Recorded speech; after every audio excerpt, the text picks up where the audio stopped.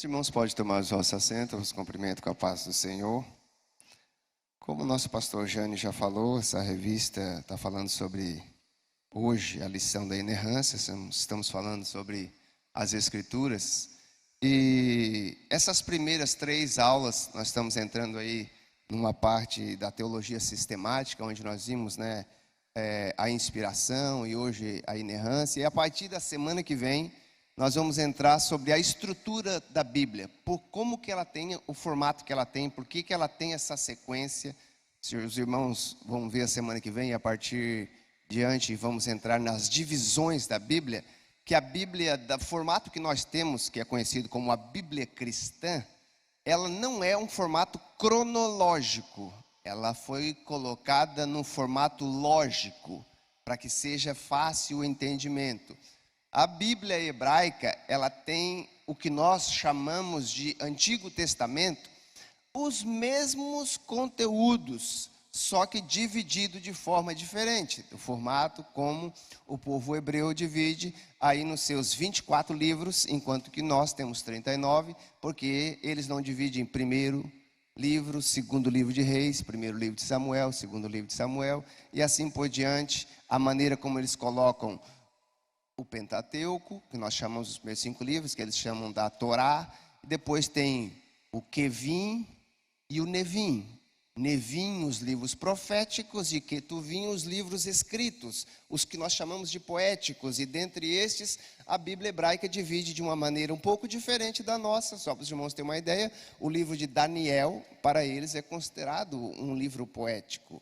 E alguns outros textos diferentes do nosso. Mas hoje nós vamos falar sobre a inerrância da Bíblia. Independente desta divisão diferente entre a nossa Bíblia e a Bíblia hebraica, o Novo Testamento, quer seja no grego ou não seja, nós podemos confiar na palavra de Deus. Para os irmãos terem uma ideia, nos achados de Qumran, que o pastor Edivaldo já mencionou aqui na primeira lição, nos anos de 1946 a 48, mais ou menos, por aí, eles encontraram escritos que estavam guardados, cópias da época de Jesus, do 1º, 2º século. E eles revisaram as letras e os textos. O livro que foi encontrado mais completo foi o livro de Isaías, o rolo de Isaías, digamos assim. E ele foi encontrado palavra por palavra, as cópias que nós temos hoje, porque nós temos cópias das cópias das cópias. A gente precisa entender que o material usado naquela época não sustentaria até hoje os nossos 2000 anos, mas quando foram examinadas estas cópias, notaram que palavra por palavra estava batendo, e aí o que nos dá confiança das palavras do Senhor. Hoje, no segundo ponto, a gente vai falar um pouco sobre essa infalibilidade e a inerrância das palavras. E quando a gente fala da inspiração das palavras, nós estamos falando daquelas palavras que Deus ordenou aos primeiros escritores, mas nós cremos que o Espírito Santo manteve estes que fizeram as cópias na mesma responsabilidade de mantê-las. E aí nós cristãos não vamos dizer que é a palavra em si, o texto que está inspirado. Deus inspirou aqueles que passaram a mensagem para nós. Por isso que o pastor Edivaldo falou na primeira lição, que hoje nós temos novas traduções, linguagens mais coloquiais, enquanto que outras numa linguagem mais popular, porque Deus sempre quis que a mensagem fosse compreendida. Então o povo muda a sua maneira de falar, a palavra de Deus se encaixa naquilo que traz um melhor entendimento para as nossas vidas. As primeiras traduções, como a de Almeida, como a King James, o rei Tiago, que ordenou para ser feita a tradução para o inglês, e algumas outras, eles buscaram ao máximo traduzir palavra por palavra. Então por isso que às vezes tem alguma linguagem um pouco difícil de compreensão. Mas as Escrituras, como o próprio Senhor Jesus Cristo já disse no nosso textuário, que é o nosso... Vamos ver se o meu controlezinho aqui vai funcionar.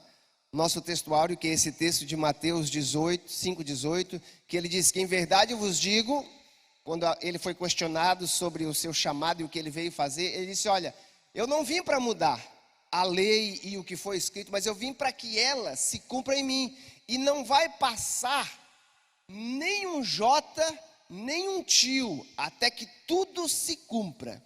Ele disse assim: eu vim para cumpri-la, e na verdade Jesus Cristo veio para que ela se cumprisse nele, porque ele é o cumprimento daquilo que foi escrito. E é o que está aqui no nosso texto de leitura em classe. Vou fazer rápido com os irmãos, que vai estar escrito assim: não cuideis que eu vim destruir a lei ou os profetas. Ao dizer a lei ou os profetas, ele está dizendo: não vim destruir as escrituras, porque é uma das divisões da escritura hebraica. Ele diz: eu não vim abrogar ou cancelar ela, mas eu vim cumpri-la.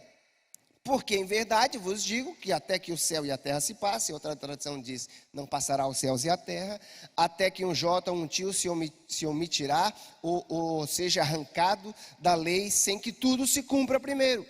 Pois qualquer que violar um destes menores mandamentos e assim ensinar aos homens, será chamado menor no reino dos céus. Aquele, porém, que cumprir e ensinar, será chamado grande no reino do céu. Ele está assim: grande é aquele que procura andar, viver e ensinar segundo aquilo que está registrado nas Sagradas Escrituras. Por quê?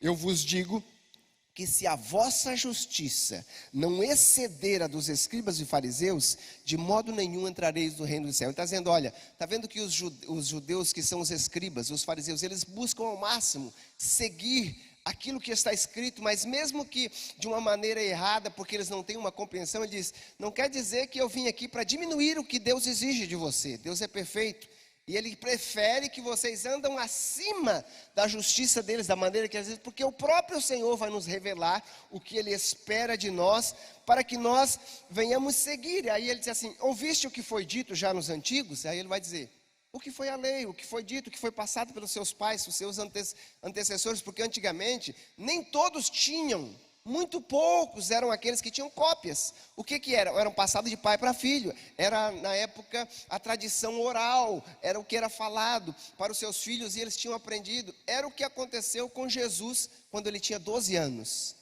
Quando ele foi encontrado no templo, o quê? Discutindo com os sábios. Ele estava fazendo o que os judeus chamam de o bar mitzvah. Todo menino, quando chega aos 12 anos, ele vai fazer um teste se ele realmente aprendeu ou não aprendeu aquilo que foi passado à sua mãe, ao seu pai, ao longo do tempo. Eles aprendiam. Ele dizia assim: não viste o que foi dito? Não matarás, não adulterarás. E ele vai seguindo, ele diz: qualquer que matar será réu do seu juízo. O Senhor já exigiu como vocês devem ver isso. Então, não pense que eu vim aqui para abrogar a lei, para que vocês agora vão ter algo diferente. Ele disse: não é isto que eu vim fazer. E o Senhor Jesus então dá a sequência no capítulo 5, capítulo 6, capítulo 7, conhecido como o Sermão da Montanha, sobre aquilo que Deus exige. E um pregador, fugiu o nome agora, ele disse assim: o Senhor Jesus, ele veio nos mostrar que a exigência de Deus, ela não muda. Deus é perfeito, o que Ele exige, e Ele sabe que nós não vamos conseguir cumprir. Ele sabe que nós, enquanto estamos vivendo na carne do pecado, sem o Espírito de Deus na nossa vida, não vamos conseguir cumprir. Esse pregador diz: graças a Deus, Jesus Cristo, ele ainda elevou a palavra dele acima do que os judeus, fariseus e escribas já pensavam da própria palavra de Deus. Mas a Bíblia diz que terminando ele de ensinar no Monte das Oliveiras, ele desceu o monte. Ele diz: graças a Deus que ele desceu do monte, porque quando ele desce do monte, ele começa a demonstrar a sua misericórdia. Ao mesmo tempo que ele desce do monte falando que a lei é aquilo que Deus espera de nós, a lei dizia que não poderíamos tocar em um leproso ou alguém que estava no meio do povo sem ele passar pelo processo de purificação. Mas quando Jesus Cristo desce do monte, tem um leproso que se aproxima dele, e sabendo que ele não podia se aproximar de qualquer maneira, a Bíblia diz que de longe ele diz: Senhor, se tu queres, eu sei que tu podes me curar. E Jesus Cristo, se aproximando, disse: eu não só quero, mas tocou nele e o curou, mostrando aí para nós a lei do maior sobre o menor.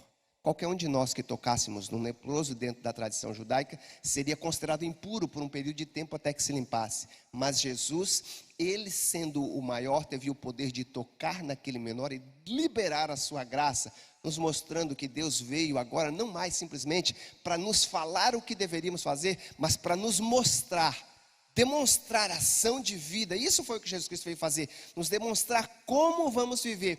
E ao Jesus estar aqui conosco na terra, Ele vem nos mostrar e também nos revelar muito daquilo que muitas pessoas tinham dúvidas sobre a verdade da palavra de Deus. E hoje o tema da lição é a inerrância. Tem pessoas que estão na igreja, mas aceitam conteúdos do que tem na Bíblia, mas tem algumas partes que ele diz, não, isso aqui eu não consigo aceitar. E nós vamos ver hoje, ou nós concordamos e entendemos na inerrância total e na infalibilidade da palavra de Deus, ou nós aceitamos nela por completo. Tinha pessoas que até na época de Jesus que duvidavam, será que realmente aconteceu o que aconteceu na época de Noé? Será que Jonas realmente foi engolido por um grande peixe? Sabe esses temas difíceis de compreensão? Jesus Cristo se apresenta e diz, assim como foi nos dias de Noé, será nos dias da volta do Filho do Homem, dando a nós o entendimento de que Noé foi realmente um personagem que aconteceu verdadeiro, tudo que aconteceu com ele, serviu de exemplo para nós, e que ainda vai servir de exemplo para o fim dos tempos. Muitas pessoas tinham dúvida, será que Jonas realmente aconteceu? Jesus disse, olha, assim como Jonas foi lançado no fundo do mar, e lá ficou 3 dias e 3 noites, assim também o Filho do Homem, falando sobre si, será colocado no ventre da terra, mas de lá ele vai surgir também depois do 3º dia. Então Jesus veio tirar algumas dúvidas e mostrar o quanto que aquilo que está escrito na palavra de Deus, ele é a verdade, e bem-aventurado aquele que anda segundo as suas palavras. E como o pastor Oíris, na semana passada, começou falando e perguntando, quando ele foi falar sobre a inspiração, ele falou, quem de vocês já leu um livro que tocou e você gostou muito, e você tem aquele afã por aquele livro, mas talvez hoje você está com ele jogado, nem sabe, lembra mais, mas a palavra de Deus, do mesmo modo, ela deve tocar os nossos corações e devemos amá-la, lê-la por causa da inspiração e a instrução que ela nos dá. A instrução aqui da lição de hoje seria perguntar assim, quem nunca fez uma viagem? Na época, volte aí alguns anos antes do seu telefone servir como um GPS e tantas outras coisas, que você procurou fazer um mapinha, da onde você teria que passar, qual cidade e tal, e aí você procurou, e de repente, no meio da caminhada, você notou que aquela não era a melhor estrada. E você se perdeu, ficou no meio da cidade. Todos nós que já viajamos e tentamos seguir um mapa, nós podemos ver que muitas vezes podemos nos perder e muitas vezes até ter dificuldade de chegar no caminho. A palavra de Deus, ela deve ser esse mapa, ou digamos, esta bússola que nos dá o norte. Além de uma bússola que nos direciona ao norte, ela nos mostra os melhores caminhos a serem tomados. E aí a escolha é nossa, de que caminhos vamos tomar, mas o que é mais interessante na Bíblia, que ela também já mostra a consequência se tomar o caminho errado, nos mostrando aqueles que no passado tomaram caminhos errados e acabaram com grandes prejuízos. Olha só, os objetivos então da nossa aula de hoje é informar que a Bíblia é isenta de qualquer erro, quando a gente vai falar tanto erros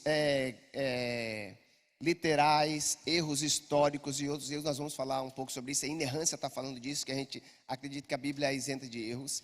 Explicar que o Espírito Santo manteve a revelação divina incorruptível, ele teve o cuidado de que as cópias e os escritores, com toda a responsabilidade, trouxessem essas cópias até nós, incorruptível, e constatar que a palavra de Deus, ela é a verdade, a Bíblia é a verdade de Deus, e a própria Escritura, nós vamos ver aqui alguns textos que nos falam sobre a verdade de Deus e que Deus não pode mentir e não pode negar a sua própria essência de ser santo e aquele que não muda e não tem sombra de variação.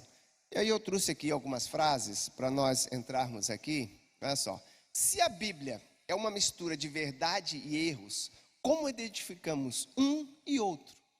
Aqui é o que muitas pessoas dizem, não, isso é verdade, mas isso não tem. Quando eu começo a pensar que isso pode ser verdade e aquilo pode não ser verdade, fica a meu critério o que é certo, o que não é errado, e aí em quem eu devo confiar?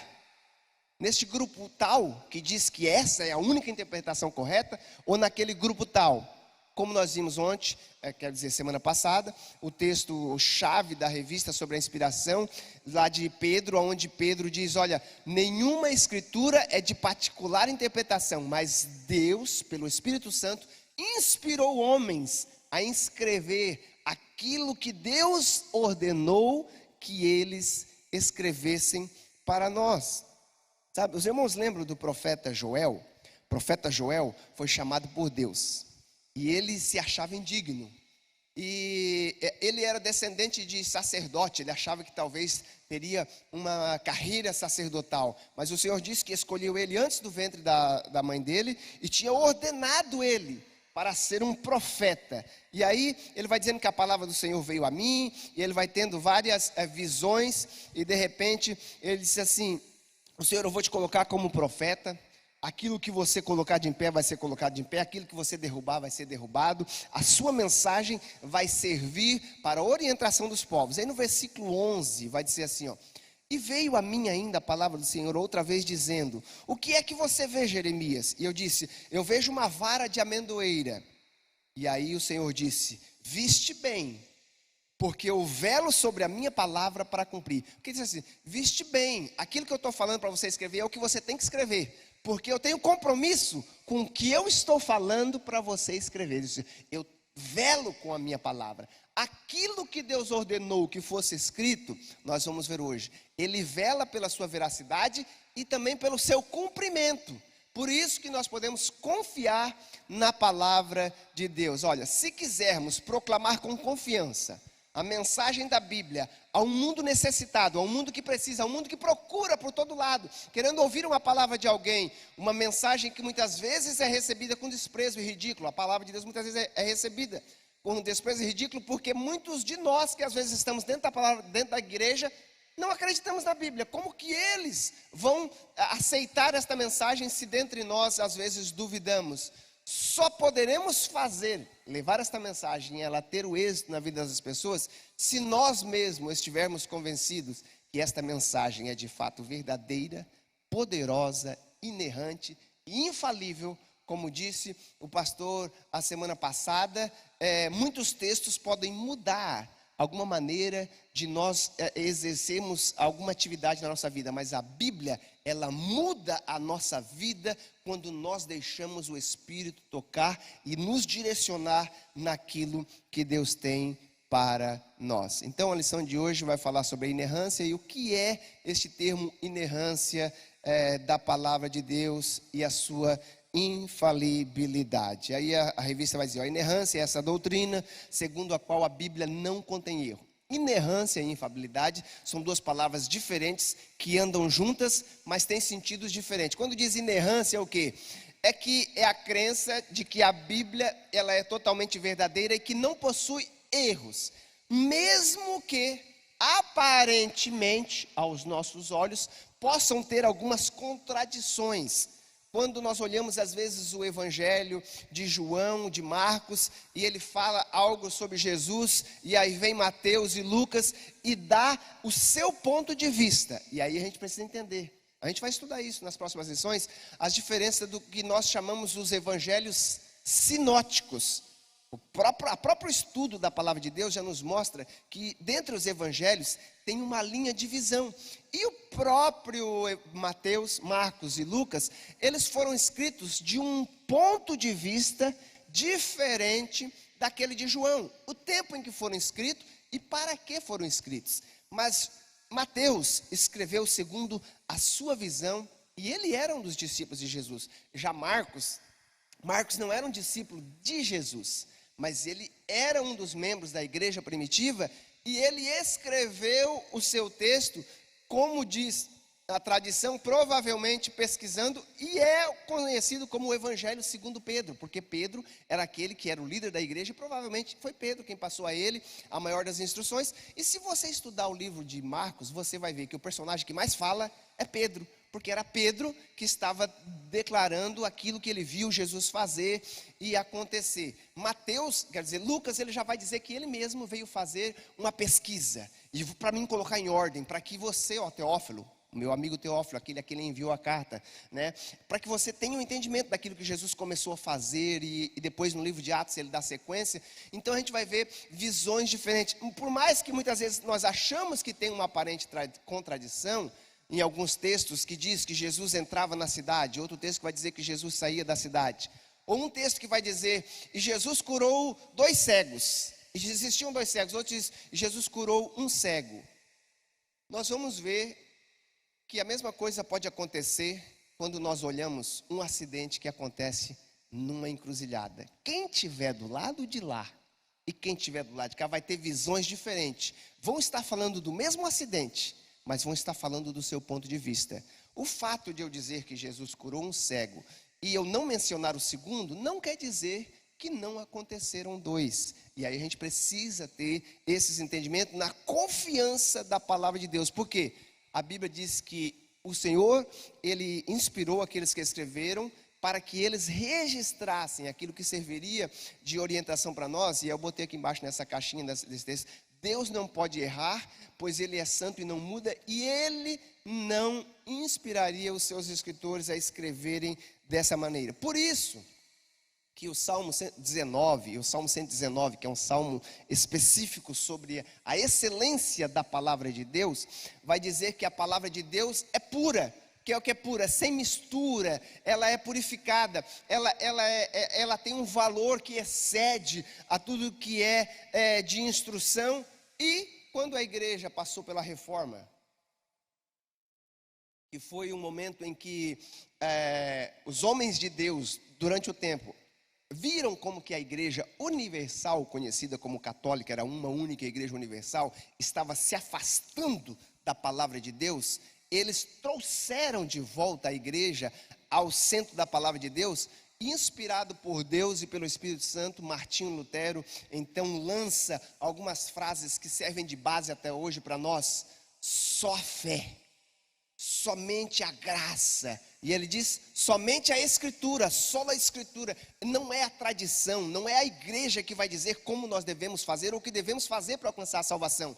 É as Escrituras, somente elas que devem ser a nossa direção. E aí nós vamos ver da importância de seguirmos e confiarmos a palavra de Deus. No nosso próximo ponto vai dizer, ela mesma reivindica a sua inerrância. A palavra inerrância em si, que a Bíblia é inerrante, não está na Bíblia, mas nós vamos ver que esse texto que está aí no telão, que é o próprio texto áureo, que Jesus Cristo disse que não passaria nenhum jota, nenhum tio, mais próximo da intenção do que Jesus Cristo quis passar, nós vamos ver que isso são traduções que foram passadas para nós. Seria da maneira que está expressa aqui, ó. Digo-lhes a verdade, que enquanto existirem o céu e terra, de forma alguma desaparecerá da lei a menor letra ou o menor traço. Enquanto que outra versão vai dizer, não passará um J, porque o J na letra hebraica, né, colocando para o português, não é J em si, mas é que parece mais com J, é a menor letra. E um traço, que é aqueles pontinhos, aqueles hífenzinhos que tem na escrita, ele diz assim, não passará o menor, outra situação, mas não passará nenhum tio, nenhum J passará da lei, sem que tudo se cumpra. Se nós vermos no Salmo 18, 30, no Provérbio 35 e 2 Samuel, capítulo 22, versículo 31, esses textos nos diz assim, olha só, está aqui na revista de vocês o ponto 2. Toda palavra de Deus é pura. E se você ler na sequência, vai dizer, ela é como um escudo, serve de proteção. Depois, o Salmo 18 vai dizer, a palavra do Senhor, ela é provada e serve como escudo para aqueles que nele esperam. Na mesma linha de pensamento, Samuel escreve assim, o caminho de Deus é perfeito, a palavra de Deus é refinada e ela é escudo para aqueles que nele confiam. O escudo quer dizer o quê? Proteção, você pode confiar. É algo confiável, independente dos ataques que vêm, você pode confiar na palavra de Deus, mesmo que aparentemente pareça ter alguma contradição. Jesus Cristo já disse que não passaria os céus e a terra, e mais tarde em João, capítulo 17, versículo 17, Jesus diz: a palavra de Deus é a verdade. Conhecereis a verdade, e a verdade vos libertará. E aí João vai dizer: e ele se apresentou, e o verbo se fez carne, e habitou entre nós. Ele está dizendo, o próprio Cristo, que é a palavra de Deus e aquilo que fala dele, ele estava em nós e as suas palavras eram a verdade. E mais tarde ele vai dizer: e o Espírito Santo, que eu vou pedir ao Pai para que esteja convosco depois da minha partida, ele vos lembrará e vos trará à memória de vocês tudo o que eu falei. E aí nós podemos confiar naquilo que os discípulos escreveram sobre Jesus, as palavras de Jesus. Algumas pessoas tentam duvidar: será que Jesus Cristo realmente falou isso? Eu sou o caminho, a verdade e a vida? Será que foram, ou foi os discípulos que inventaram? O próprio Jesus Cristo nos disse que o Espírito Santo os faria lembrar de tudo aquilo que dele fora escrito. Tem aqui um Salmo 119, como eu falei para os irmãos, Salmo 119, ele é o salmo que fala sobre a excelência da palavra de Deus. Este Salmo 119, ele é dividido em 176 versos. Cada seções de verso, existem 8 versos. E cada seção de verso começa com uma letra do alfabeto hebraico, Aleph, Bet, Gimel, Dalé, Re e tal, a sequência das letras, e começa com essas palavras. E ele já começa dizendo assim: bem-aventurado os que trilham caminhos retos e andam da lei do Senhor. Bem-aventurados os que guardam os seus testemunhos e o buscam de todo o seu coração. Agora, quando ele chega lá na seção do verso 160, e começa, se não me foge a memória, no verso 153, mas aqui falando no verso 159, ele diz assim: considera como eu amo os teus preceitos, o salmista falando, ó Senhor. Vivifica-me, ó Senhor, segundo a tua benignidade. A tua palavra é a verdade desde o princípio, e cada um dos teus juízos dura para sempre.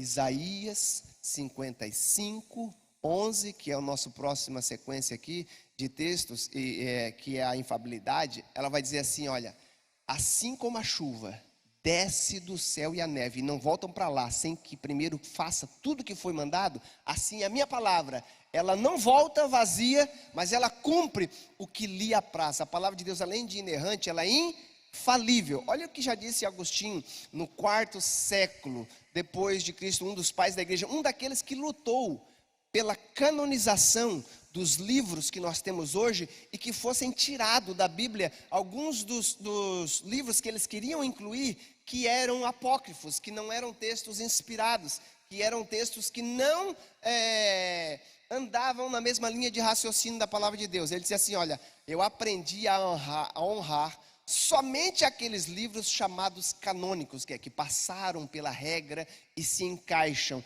de modo que eu creio muito firmemente que nenhum autor nesses livros cometeu algum erro ao escrever.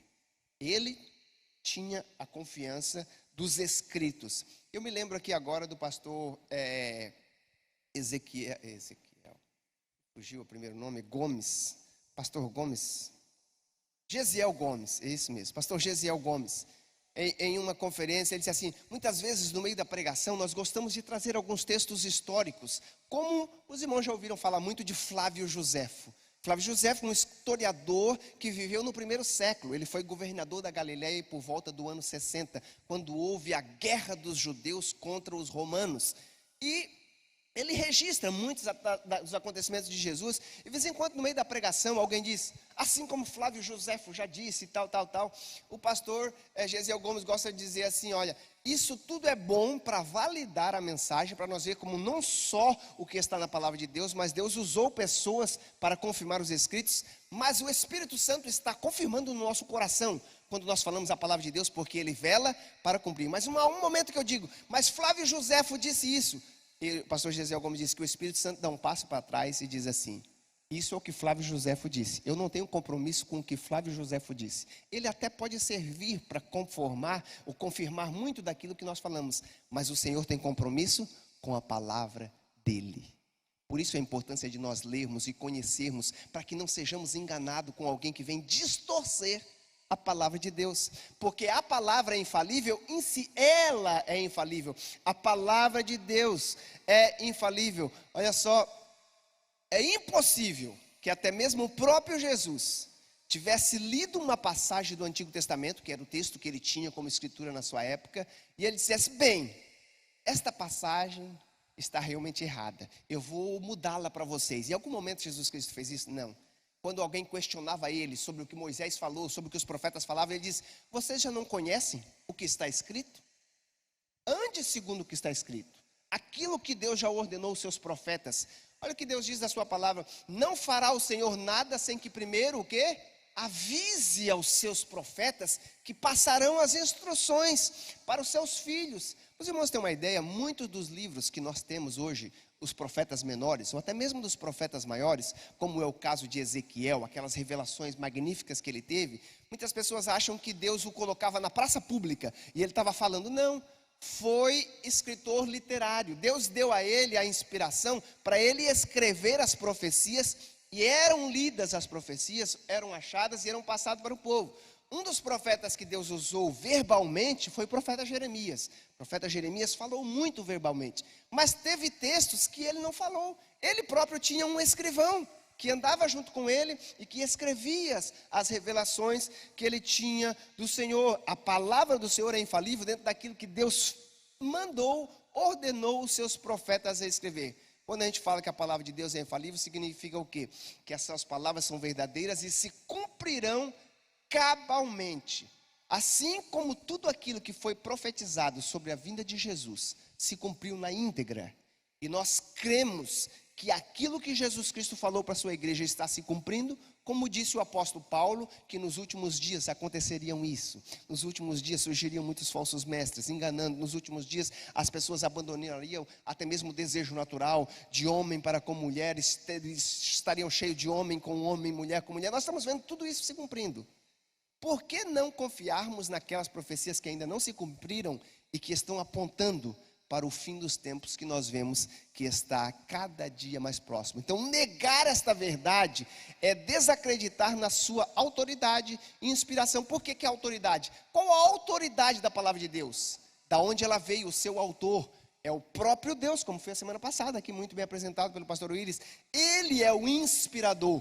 E o nosso pastor Edivaldo gosta muito de dizer que os que escreveram, os profetas, Moisés e muitos outros, eles foram apenas os digitadores, ou os copiadores daquilo que Deus passava para eles. Agora, tem pessoas que costumam dizer: aceitarmos ou acreditarmos que não tem nenhum erro, ou que a mensagem de Deus que foi escrita há 3.000 anos atrás, ela deve ser seguida, é ser retrógrado, é voltar ao passado. Mas as pessoas não entendem que nós estamos seguindo os princípios nela registrado. Nela menciona os erros e os acertos dos homens que andaram com Deus. E aí uma coisa que nós precisamos entender, lá na introdução da lição fala muito bem isso, o pastor Antônio Gilberto vai falar sobre isso.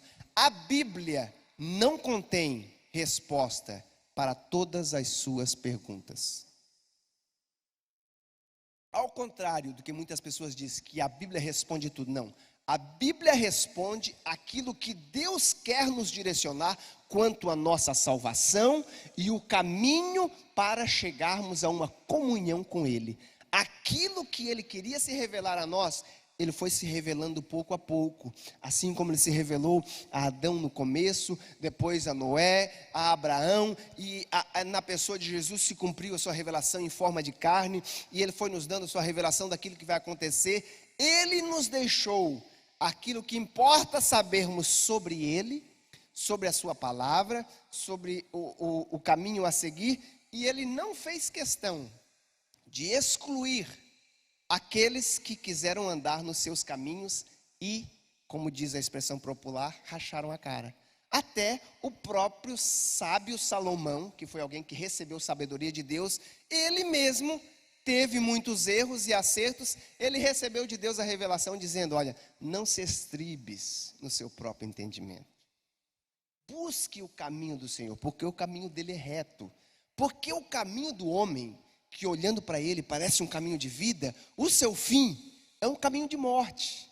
E o próprio sábio Salomão, escrevendo essas revelações que ele recebeu de Deus, ele mesmo andou em muito desses caminhos que teve muitas consequências, nos mostrando que o homem é falho, que o homem pode errar, mas que o Senhor está pronto para o quê? Para direcioná-lo, para lhe orientar. Por isso que em Eclesiastes, o texto que o sábio Salomão escreveu já na sua velhice, ele vai dizer assim: olha, tudo é vaidade. Tudo que você busca, tudo que você tanto questiona na vida humana, debaixo do céu, ele diz, não há nada novo. Aquilo que aconteceu no passado continua se reproduzindo. E as pessoas lutando pela mesma coisa, tudo é vaidade. Por isso, ele diz, não se esqueça do seu Criador nos dias da tua mocidade. Porque vai chegar um dia em que suas forças vão se cansar e você vai dizer, não tenho mais contentamento nos meus dias, porque aquilo que eu deveria ter feito, eu não fiz. E aí, o que aconteceu? Por que eu temi obedecer ao Senhor? Eu até vou ler esse texto, está lá em Eclesiastes, capítulo 12, os últimos textos da palavra de Deus. Ele vai dizer assim, olha, procuro andar em retidão aquilo que Deus tem para mim, porque as palavras dele são agradáveis, são palavras de verdade. As palavras do sábio são como aguilhões bem pregados, que nos dão a direção da onde devemos seguir. Filho meu, atente a estas palavras. Olha, não há limite para os livros.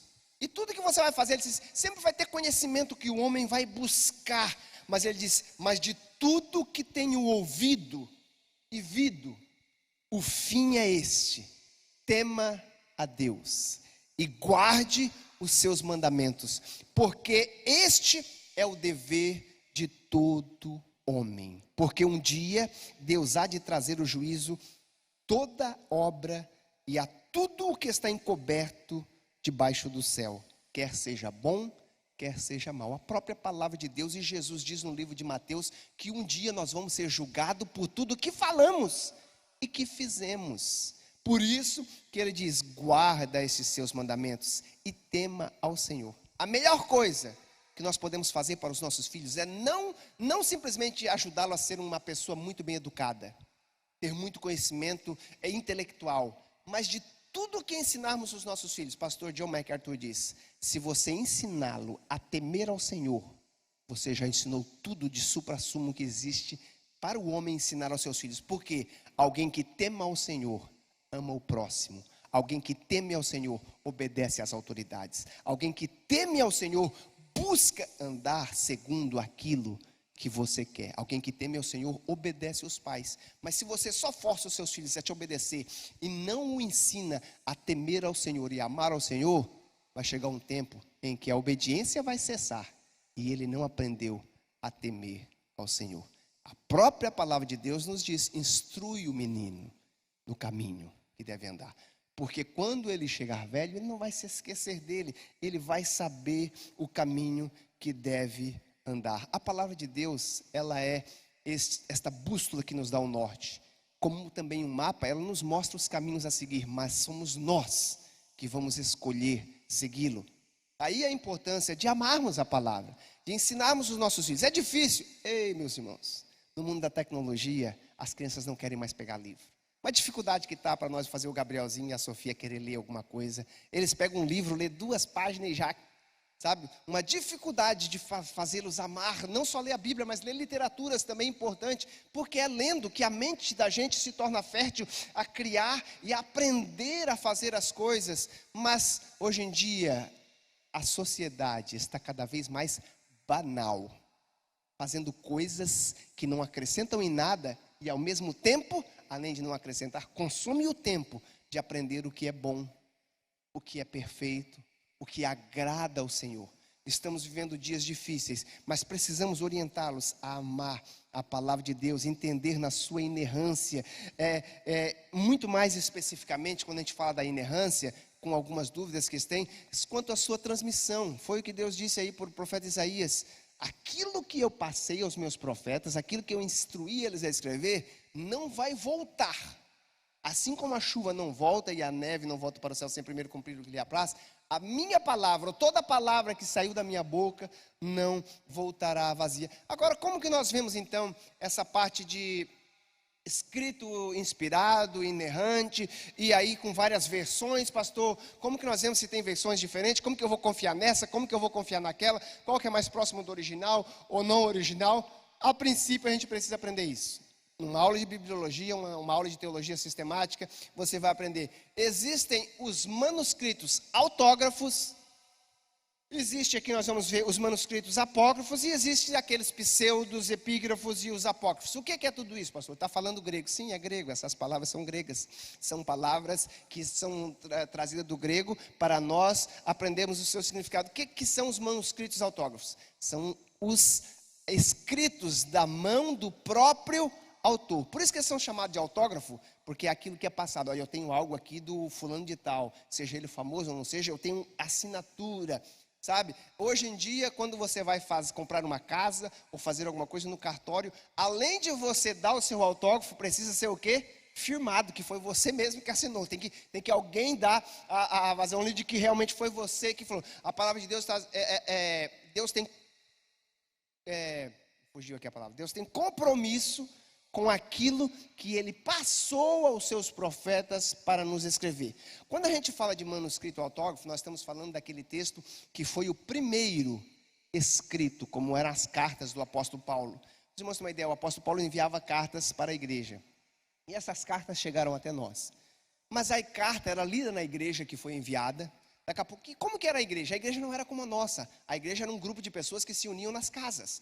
Então as cartas corriam nas casas. O que acontecia? As pessoas gostariam de ouvir aquilo que Paulo falou, mas ele já voltou já está na casa da irmã Maria, agora está na casa do irmão Pedro. O que eles iam fazendo? Iam fazendo cópias.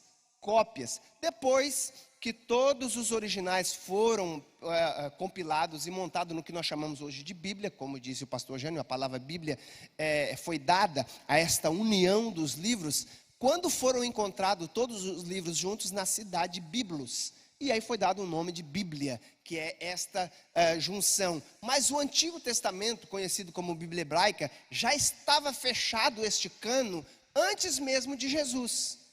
Teve algumas decisões para mudá-los? Teve, mas mesmo na época de Jesus, no primeiro e segundo século, houve aí um concílio de Jâmina entre os hebraicos, entre o povo hebraico, para não acrescentar nenhum outro texto além daquilo que eles já tinham.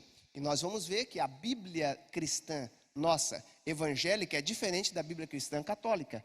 A Bíblia católica, o Antigo Testamento, existem mais 7 livros, diferente dos nossos. Estes textos foram acrescentados mais tarde. A gente vai falar sobre isso, que são os apócrifos e os apócrifos. Mas estes escritos que Deus ordenou, como já falamos, ou o profeta Jeremias, que tinha o seu escrivão, ou até o apóstolo Paulo, que pedia para algumas pessoas escrever, estes textos manuscritos são os textos que nós consideramos inspirados e que o Senhor tem aí a sua responsabilidade. Mas o Espírito Santo, aqui nós estamos vendo o tema, que preservou as Escrituras, teve tanto cuidado que nós cremos que não só a estes textos originais, que o Senhor os orientou a escrever, mas quando eles foram fazendo cópias, o Senhor mantinha neles essa inspiração de escrever ou passar à frente somente aquilo que estavam nos originais. Para os irmãos terem uma ideia daqueles textos que foram encontrados em Qumran, que foram milhares de cópias dos originais, conhecido como os apócrifos, que é o que? Cópias feitas dos originais. Hoje não existe nenhum pedaço pequeno que seja de um texto original. Já por volta do ano 500, do ano 600, eles já acreditam que os originais, aqueles que foram escritos por Paulo, aqueles que foram escritos por Mateus, estes textos já eram corroídos pelo tempo. Então o que ficava? Ficavam-se as cópias destas que eram os manuscritos originais. Foram destes que foram selecionados para montar e selecionar aquilo que hoje é o nosso cânon sagrado. Mas como o nosso pastor falou aqui, os essênios, aqueles que viviam nas montanhas e que tinham o cuidado de viver fazendo cópias, escribas, e algumas pessoas até vão dizer que provavelmente João, o Batista, foi criado por algum desses grupos, porque ele vivia nas montanhas da Judéia, onde tinham esses essênios que cuidavam dos textos. Eles faziam cópias e escondiam essas cópias com todo o cuidado para que elas viessem chegar mais tarde até a frente. Olha só, atualmente nós temos 25 mil cópias em hebraico, latim e grego. Dessas 25 mil cópias dos textos antigos, são as cópias que provavelmente foram feitas dos originais. Dessas 25 mil cópias, são muito poucas palavras ou letras que se diferem de uma cópia para outra. Para os irmãos terem uma ideia, o quanto nós podemos confiar nos textos e nessas cópias, e as cópias das cópias, de todos os escritos antigos da literatura grega, seja os textos de Platão, de Sócrates, de todos aqueles primeiros filósofos, o texto de Odisseia e tantos outros textos antigos gregos desta época, que existem cópias das cópias, somando todos eles, não chega-se a 1000 cópias das cópias. Das cópias feitas dos originais, nós temos aí da Bíblia em torno de 25 mil cópias. Destas 25 mil, mais de 15, próximo a 20, são do Novo Testamento. Tem menos do Antigo Testamento, ou o texto hebraico que nós falamos. A maioria é do grego e do latim. Mas nós cremos que a inspiração pelo Espírito Santo foi preservada na responsabilidade e o zelo que eles tinham para fazer essas cópias. Os irmãos têm uma ideia, eles, como o pastor Edivaldo falou aqui, eles passavam por um processo de tantos banhos de purificação antes mesmo de pegar na pena e no texto, na pele que iriam escrever. Depois, eles contavam letras, contavam palavras. Se cada folha que eles iam copiando, várias pessoas faziam cópias, muitas vezes, segundo a tradição, vai dizer, tinha um ditador na frente que ia lendo, para fazer várias cópias ao mesmo tempo. Era muito caro, meus irmãos, ter uma cópia da Bíblia. Então o que eles faziam? Eles faziam várias ao mesmo tempo quando iriam fazer. Destas cópias que eram feitas, depois de terminava uma página, colocava lá para secar e tudo mais. Quando eles iam conferir, se contando as letras e as palavras, tivesse uma ou duas, três a mais, aquela cópia, na grande maioria das vezes, já era queimada. Inutilizado isso. E tinha um mínimo, não só das folhas, um mínimo de todo o livro copiado. Poderia ter aí no máximo, vamos dizer, um mínimo ou máximo de palavras ou de letras. Eu não sei os irmãos, hoje em dia com a tecnologia a gente quase não escreve.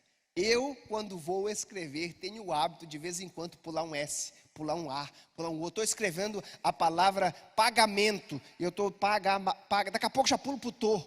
Eu escrevendo, perdendo o hábito, a gente já pula algumas letras. No meio de tantas coisas que eles passavam o dia todo escrevendo, eles poderiam pular algumas letras, e isso acontece. São os grafos que eles marcam que obtinham algum erro.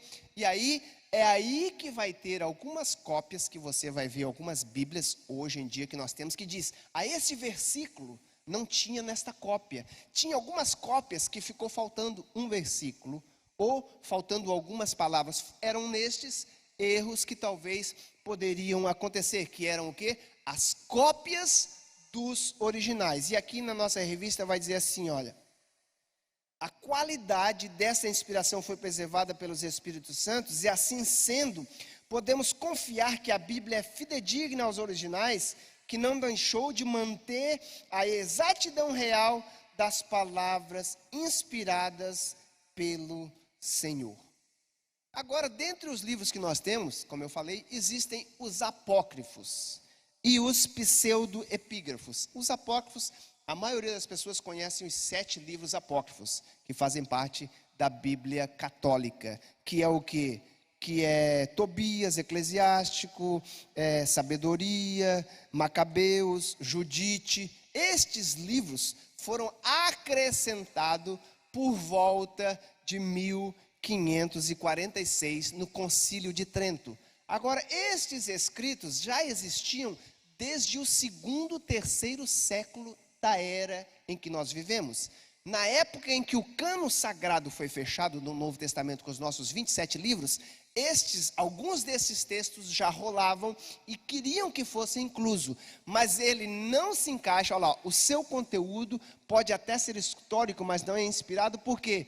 Porque eles são espúrios. Primeiramente, quem escreveu colocou o título de outra pessoa para dar valor, que foi tal escritor, outro escritor, mas não foi mencionado por Jesus nenhum deles.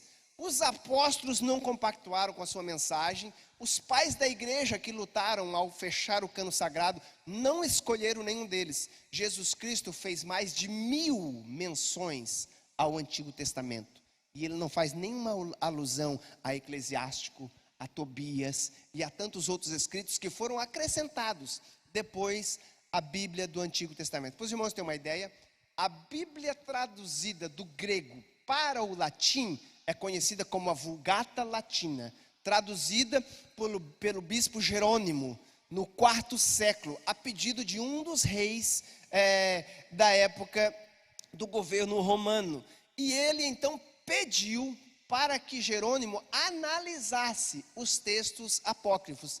E ele analisou e disse: esses textos até têm muito conteúdo histórico, mas não se encaixam no conteúdo da palavra de Deus. E isso lá naquela época do ano 400 já foi deixado de lado. Mais tarde um outro papa pediu para que fosse incluso, mas sempre teve dúvida sobre estes textos. Estes textos também entraram em questão quando o cano judaico foi fechado, por volta do ano 160 depois de Cristo, no concílio de Gêmena, mas não foram aceitos o seu conteúdo. Para os irmãos terem uma ideia, não é só esses 7 livros que não fazem parte. Foi colocado um acréscimo no livro de Daniel. Se você pegar a Bíblia católica, vai ter um capítulo a mais no livro de Daniel, vai ter textos a mais no livro de Esther. E por que, pastor, que não faz sentido colocar esse texto? Porque a Bíblia diz que só o sangue de Jesus Cristo purifica. Mas Tobias, no seu capítulo 12, versículo 9, diz que dar esmolas purifica de pecado. Romanos diz que amar e ajudar o inimigo em suas necessidades é o dever de todo cristão. Não devemos dever nada a ninguém. Eclesiástico diz assim: deve-se negar o pão aos ímpios. Aos ímpios nós não devemos dar nada. A palavra de Deus nos diz que o nome de Jesus é o único que tem poder sobre todas as coisas e para expelir os demônios. Já no livro de Tobias, capítulo 6, versículo 6 a 8, diz: expulsar demônios pode ser feito com fumaça de fígado de peixe. E tantas outras coisas que são acrescentadas nestes livros apócrifos que não fazem sentido. Para os irmãos terem uma ideia, Macabeus ensina sobre fazer orações pelo perdão dos pecados daqueles que já morreram. Da onde veio ter a base para a tal doutrina do purgatório. Textos apócrifos que foram acrescentados mais tarde. Estes são os apócrifos que nós conhecemos que está na Bíblia. Mas para os irmãos terem uma ideia, existiram o apócrifo de Pedro, que é o quê? O Apocalipse de Pedro, o Evangelho de Pedro, e que não fizeram parte. Eu tenho uma cópia do comentário do Evangelho de Judas, como que aquele Judas que se suicidou, que negou a Jesus, ele escreveu um evangelho mais tarde. É nesse evangelho que saiu a tal contradição do filme que foi passado alguns anos atrás aí, os códigos da Vinci, isso, o código da Vinci, que vai mencionar que Jesus era casado com Betânia, a Maria Madalena, isso, e que Jesus tinha uma casa na cidade de Betânia e tal, e tudo mais. São estes textos que apresentados, não só contêm estas aberrações, mas que contém outros textos que vão contra a verdade da palavra de Deus. E como nós falamos na semana passada, o porquê nós confiamos nos 66 livros que foram considerados canônicos e que nós temos, porque eles foram escritos por 40 escritores diferentes, num período de 1500 a 1600 anos, e muitos deles, a grande maioria, nunca conheceram ou ouviram falar um do outro, mas inspirado pelo Espírito, falaram no mesmo sentido e nunca contradizeram um outro, mas na verdade o quê? Comungaram para a conclusão de um entendimento melhor para as nossas vidas. Olha só, o próximo texto aqui, só fazendo uma menção aqui, além desses, na nossa revista vai dizer, tem os pseudoepígrafos. O que é pseudoepígrafos, pastor? Pseudo é falso, epígrafo é o escrito. Quer dizer, é aquela pessoa que escreveu e colocou lá, autor, Moisés. Mas não foi Moisés que escreveu, só para dar peso àquele texto e para que ele fosse considerado. Sabe, como alguém escreveu o Apocalipse de Paulo, relatando as revelações que ele teve quando ele disse que foi levado ao terceiro céu. E as revelações que ele recebeu eram inefáveis, que muitas pessoas nem teriam possibilidade ou entendimento de alcançar tudo que ele recebeu. Mas alguém escreveu e colocou lá como que se fosse Paulo que escreveu as suas revelações. A assunção de Moisés, um outro texto que fala como que Moisés foi assunto ao céu, levado ao céu, o seu corpo, mais tarde. E aí tem aqui na nossa revista falando do Apocalipse de Pedro e tantos outros textos. Mas, como já falei, Jesus Cristo só fez alusão ao que ele mesmo chama de divisão da Bíblia hebraica, a lei, os profetas e os salmos, ou os escritos, que é o que Jesus Cristo falou no Lucas capítulo 24, depois da ressurreição, no caminho de Emaús, quando ele está indo com aqueles 2 discípulos, e ele pergunta, por que vocês estão tão tristes? O que acontece com vocês? E a Bíblia diz que eles falaram, és tu o único estrangeiro que está em Jerusalém, não sabe os acontecimentos dos últimos dias? Jesus, olha só as palavras deles, aquele que nós esperávamos, que era o Messias, ele morreu, e já é o terceiro dia, e nós não o vimos, e olha só, o quanto eles estavam cegos, até mesmo, e com seus ouvidos fechados, seu entendimento completamente bloqueado para entender aquilo que o próprio Jesus tinha dito. E aí Jesus Cristo disse, mas não precisava cumprir tudo o que estava escrito sobre ele? Aí um deles virou e disse, é verdade, até mesmo ele disse que ao terceiro dia ele ressuscitaria. Algumas pessoas foram lá no túmulo dele e não encontraram o seu corpo. Mas eles estavam achando que alguém tinha roubado um corpo de Jesus. E Jesus então diz, mas não precisava se cumprir tudo o que estava escrito? Ele não disse que ele sofreria, que ele seria entregue na mão dos malfeitores, mas que ao terceiro dia ressuscitaria? E aí Lucas escreve, e começando por Moisés, pela lei, e pelos salmos e os profetas, ele o quê? Lhe explicou tudo o que dele apontava e que havia de acontecer.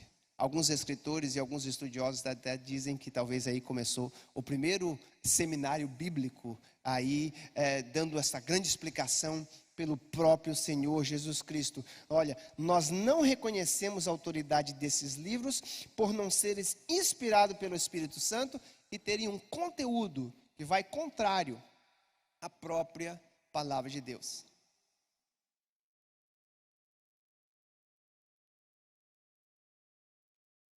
Isso. Jesus acabou dando ali para eles um estudo dentro da divisão da Bíblia hebraica. Agora o nosso próximo tópico, para nós tentarmos concluirmos em tempo, vai falar sobre a verdade nas Escrituras, que a Bíblia é a verdade plena.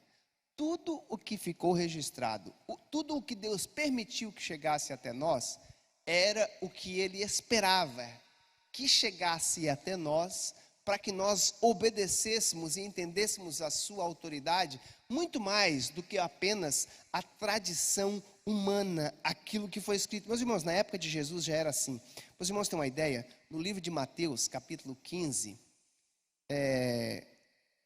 versículos 3 a 6, a Bíblia diz que chegaram a Jesus, alguns fariseus tentando colocá-lo à prova, e aí falaram assim, olha, os seus discípulos, Jesus, eles andam por aí e eles não lavam a mão antes de comer. A nossa tradição tem isso que deve ser feito. Vocês estão transgredindo a tradição dos nossos anciãos, pois não lavam a mão quando comem e fazem tantas outras coisas. E aí Jesus, respondendo a eles, disse, por que vós transgredi também o mandamento de Deus, pela vossa tradição. Ele diz: vocês, por causa da tradição, estão quebrando o mandamento de Deus, porque Deus ordenou: honra teu pai e tua mãe, e quem maldisser o pai ou a mãe, que morra de morte. Mas vós, Jesus falando aos escribas e fariseus, dizeis: qualquer que disser ao pai ou mãe, é oferta ao Senhor, o que poderias aproveitar de mim, esse não precisa honrar nem a mãe, nem o seu pai.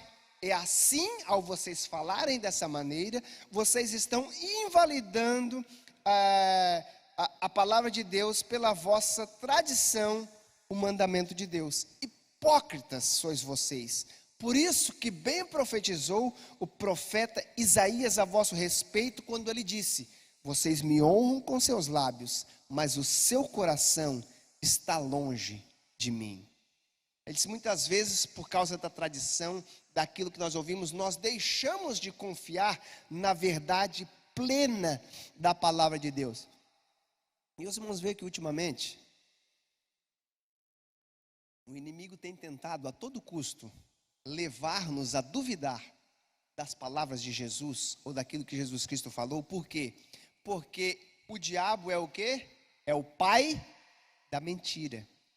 E ele tenta lançar dúvida nas palavras do Senhor, porque ele sabe que a palavra de Deus é confiável, é correta, e ao lançar estas dúvidas, ele está tentando nos cair no erro de abandonarmos a palavra de Deus para crermos na palavra dos homens, tirar o peso da própria palavra de Deus. E aqui na revista de vocês, vai ter aqui alguma alusão a uma palavra hebraica e uma palavra grega, que é o termo para a verdade. E eu trouxe aqui uma alusão, olha só que interessante, para mostrar para vocês. Essa palavrinha grega, que é hebraica, quer dizer, que é emet, essa do lado de cá, que está escrito truth, ou verdade, em hebraico, é sempre lida da direita para a esquerda. Ele escreve assim: é o Aleph, o Met e o Tav. Essa palavra quer dizer verdade ou verdadeira. A primeira letra é o Aleph, é a mesma palavra que dá origem à palavra Adonai, ao nome de Deus, a palavra Senhor. Verdade. Quando é removida essa primeira letra, a palavra que sobra em hebraico é morte. Na verdade, Deus está junto com a verdade, e a vida dele gera vida em nós. Conhecereis a verdade, e a verdade vos libertará. Se o Filho de Deus vos libertar, verdadeiramente sereis livres. A palavra de Deus nos leva à verdade. Mas o grande erro é tirarmos a verdade e não entendermos aquilo que Satanás faz desde o princípio, quando ele falou com Eva. Não foi isso que Deus disse. Não, pode comer da árvore, vai ser aberto o seu entendimento, sabe? E o que a Bíblia diz que aconteceu? Gerou a morte na vida de Eva, na vida dos seres humanos, e tem até hoje gerado morte, muitas vezes não física, mas morte espiritual, morte de relacionamentos entre pessoas, quando negamos a verdade da palavra de Deus, que a própria palavra nos diz que Deus não pode mentir, e é impossível que ele minta. Vai estar aqui registrado no livro de Hebreus, capítulo 6, versículo 18, que faz parte aqui dos nossos textos que já lemos. Capítulo 17 de João, versículo 17, é outro texto que também fala sobre a verdade de Deus. Vou ler esse texto juntamente com os irmãos. João 17. Na oração sacerdotal, Jesus Cristo está orando e disse: olha, eu não vou deixar eles no mundo sós, meus pais. Eu, enquanto estive com eles, busquei prepará-los. E agora eu te peço, Pai, santifica-os na verdade. A tua palavra é a verdade. Santifica-os com a tua palavra. Prepare eles para esse caminho. Lembra daquele momento em que Jesus Cristo estava ensinando e as pessoas estavam procurando Jesus somente pelos sinais. O pastor Edivaldo está pregando sobre isso na terça-feira. O perigo de corrermos atrás de Jesus ou buscarmos Deus só por o que Ele faz. E muitas vezes damos crédito a algum profeta, a algum servo de Deus que Deus usa, quando ele faz o sinal. Oh, esse é de Deus, ele falou meu nome, falou meu CPF. Você já sabia o seu nome, mas só porque ele falou o seu nome, você vai dar crédito no que ele fala pelos sinais. Jesus Cristo, quando ele estava trazendo a palavra e as pessoas estavam buscando ele por causa de tudo que ele fazia, a Bíblia diz que chegou um momento que Deus começou a aprofundar mais no conteúdo, para que eles realmente entendessem aquilo que geraria vida. Ele disse: olha, eu sou o pão vivo que desceu do céu, quem não comer de mim não tem vida, vocês precisam ter desse conhecimento. E aí ele diz: olha, vocês vivem escravos na sua vã maneira de viver. Ele disse: não, nós não somos escravos, nós somos livres, somos descendentes de Abraão. E Deus vai dando esse entendimento que eles precisavam alcançar esta liberdade, muito mais do que liberdade de mãos presas. Ele diz: é a liberdade da mente, a escravidão do mau entendimento que Satanás tenta colocar nas nossas vidas. E aí Jesus começa a dar um aperto na sua palavra, mostrando às pessoas que eles precisavam mudar. E a Bíblia diz que eles começaram a ir embora, a um, foi saindo todo mundo. Das 5.000 pessoas, homens, fora as mulheres e crianças, que tinham sido alimentadas no dia anterior, que estavam seguindo Jesus no outro dia, a Bíblia diz que todos eles começaram a ir embora. E aí Jesus Cristo vira para os seus 12 discípulos e diz: vocês também não querem ir embora? E aí Pedro, tomado pelo próprio Espírito, ele diz assim: para onde iremos nós, se somente tu tens palavras de vida eterna? O próprio Jesus disse que as palavras deles são vida para nós, trazem ânimo para continuarmos vivendo. Por isso que o salmista, quando escreve o Salmo 119, que seria um texto que nós deveríamos amar, estudar, ele vai dizer: olha, ela é mais pura do que todas do que tudo que você pode encontrar na natureza. Ela é mais valiosa do que as pedras preciosas. Como disse o pastor Jânio aqui semana passada, ela faz dos simples uma pessoa sábia e que sabe como tomar direção de vida. Ela é mais rica do que qualquer coisa. Ela é melhor do que remédio. Ela traz saúde para a nossa vida física e também para a nossa alma. E o apóstolo Paulo, ele escreve na carta de Tito, vamos ler aqui Tito 1,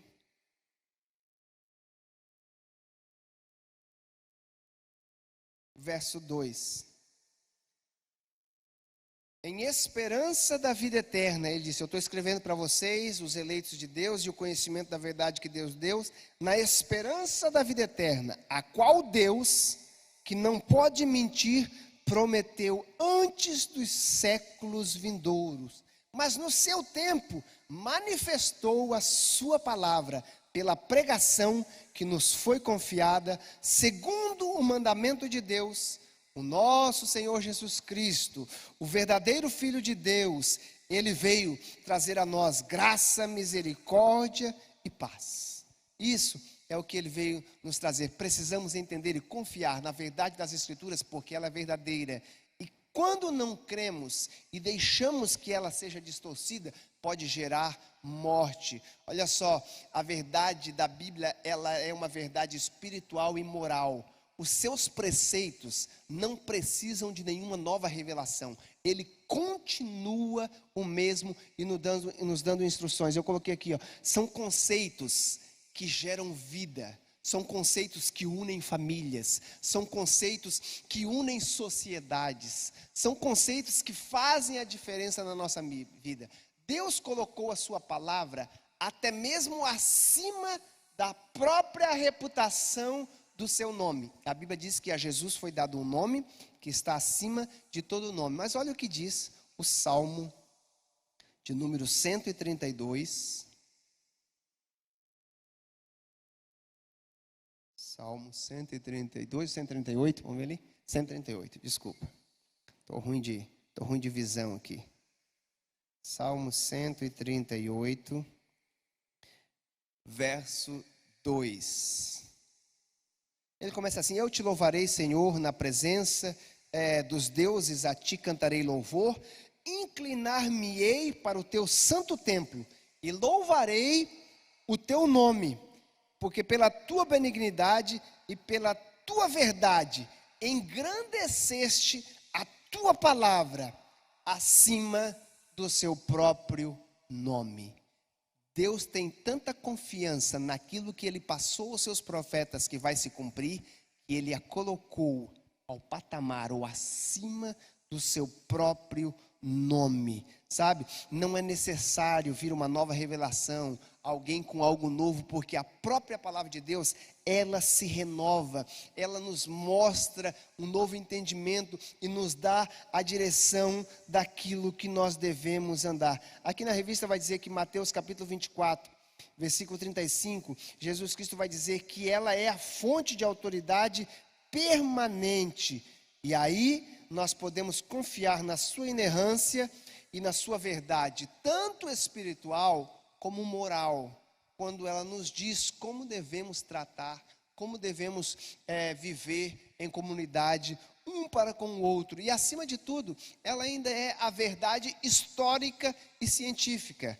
Muitas das cidades que a Bíblia menciona, até pouco tempo atrás, eram questionadas a sua verdade, porque nunca tinham sido encontrados em outros textos históricos ou em outros achados, até que a arqueologia foi fazendo descobertas e foi vendo achados com nomes de reis assírios, babilônicos, que nem mesmo a história deles tinha registro, somente passado de pai para filho essa história, achados de textos bíblicos e escavações vieram confirmar que aquilo que a Bíblia ensina não só é verdade no seu conteúdo teológico, mas no seu conteúdo histórico, mensagens de lugares onde Abraão passou, aonde o povo de Israel passou no deserto, verdade científica que por muito tempo se duvidavam, a Bíblia vem trazendo verdades de textos que registram no livro de Jó, que Deus faz um caminho para o vento, e Ele sabe aonde Ele vai passar. Algumas pessoas dizem, não, vento não tem caminho, ele anda de qualquer jeito, até que alguns cientistas descobriram que existe um caminho certo e uma direção, que normalmente as nuvens e os ventos caminham, e nós vamos vendo tantas descobertas de coisas que a ciência descobriu e que a Bíblia já tem falado há muitos e muitos anos, como diz o próprio Isaías, que Deus se assenta no círculo, no globo da terra, enquanto que muitas pessoas por muitos anos acreditaram que a terra era apenas plana e que um dia acabaria, e tantas outras coisas que a palavra de Deus nos diz. Olha só o que disse John Wesley. Ele disse, se houver um erro na Bíblia, poderá haver 1000. Por isso que nós precisamos confiar na sua veracidade. A revista vai dizer, porque Deus guiou os seus autores e preservou o registro destas inverdades de qualquer natureza que talvez pudessem ter sido colocado na palavra de Deus. Por isso que o apóstolo Pedro diz, olha, aquilo que os homens escreveram, não escreveram de si mesmo, mas eles escreveram inspirados pelo Espírito Santo de Deus. E tudo que foi escrito, Deus fez questão que fosse registrado para servir de guia para nós. Olha uma frase que eu vi esta semana, e eu achei muito interessante. A Bíblia continua dando certo há aproximadamente 2000 anos que o seu cano foi fechado. E nós podemos confiar que a Bíblia vai se cumprir, porque ela mesma disse, passarão os céus e a terra, mas as minhas palavras não hão de passar. Não só ela é inspirada, ela é inerrante, mas ela é infalível. Aquilo que ela falou se cumpre na nossa vida e nós podemos confiar. Nós endossamos que a Bíblia, a sagrada palavra de Deus, ela é verdade, inspirada de Deus, inerrante na sua totalidade, isenta de toda falsidade, fraude ou engano. E devemos examiná-la diariamente. Porque o próprio Jesus diz que é ela que nos conduz à vida eterna e que dele testificam. Se nós quisermos aprender mais dele, vamos examinar as Escrituras. Como diz aí um certo pastor, ele gosta de dizer, a Bíblia não foi escrita para ser lida apenas. A Bíblia foi escrita para ser examinada, estudada, sabe? Apenas fazendo a leitura, nós talvez não podemos perder tantas riquezas que existem o quê? Nas profundidades. A gente precisa cavar, buscar, alcançar, analisar o contexto, quando Pedro escreveu tal texto, quando o apóstolo Paulo escreveu, quando ele escreveu, por que ele escreveu, o porquê o Senhor inspirou Jeremias a dar esta mensagem para o povo naquela época, e o que ela traz de exemplo para nós nos nossos dias, como Deus disse a Daniel no capítulo 12, Daniel, mesmo que você não entenda, meus irmãos, estamos falando de Daniel, o homem mais sábio da Babilônia naquela época. A Bíblia diz que tinha algumas coisas que ele não conseguia compreender, mas Deus disse, escreve e sela, para um tempo em que as pessoas vão ter entendimento. Tu permanece firme até o fim, porque eu tenho uma recompensa para ti, Daniel. Se tu apenas registra, e Daniel, tão fiel servo do Senhor, escreveu muitas daquelas profecias que nós vimos cumprir na vida de Jesus e que nós temos vendo cumprir aí nos reinos, no reino babilônico, no reino romano, no reino dos gregos, e tudo que vem surgindo das nações, Daniel já escreveu por volta de 600 anos antes de Cristo, 500 anos antes de Cristo, e está se cumprindo na sua totalidade. E o texto, e eu concluo aqui, o texto que Deus falou ao coração do nosso pastor, para termos como base para este ano, que está lá registrado em Malaquias 4:2, ele diz assim, mas para vós que temeis o nome do Senhor, nascerá o sol da justiça, trazendo salvação, trazendo cura debaixo das suas águas. Mas os irmãos notem que começa com mas para vós, e o mais, essa palavrinha mais, né, é uma preposição, é isso? Preposição, se eu não estou errado aí no meu português. Este mais, ele vem depois de algo que ele fala antes, para dar uma confirmação. Olha o que diz o primeiro verso, coloque para nós o primeiro, no começo, 4:1. Porque eis que aquele dia, o dia do Senhor, já está vindo ardendo como um forno, e todos os soberbos, e todos os que cometem impiedades, todos aqueles que só confiam em si, eles se acabarão como palha, e o dia que está por vir os abrasará. Vai chegar o dia do Senhor, está se aproximando. Mas tem uma coisa, o versículo seguinte diz, pode passar, e de sorte que lhes deixará nem raiz nem ramo, não vai sobrar nada. O Senhor vai cumprir a sua justiça na sua totalidade. Mas para vós, que o quê? Temeis o nome do Senhor. Lembra que eu falei no princípio? Tudo que nós podemos passar para os nossos filhos e para a próxima geração é aprender o quê? Temer o nome do Senhor, porque para aqueles que temem o nome do Senhor, mesmo que talvez não entendam todas as coisas e todas as circunstâncias, mas eles estão assim, eu confio no Senhor.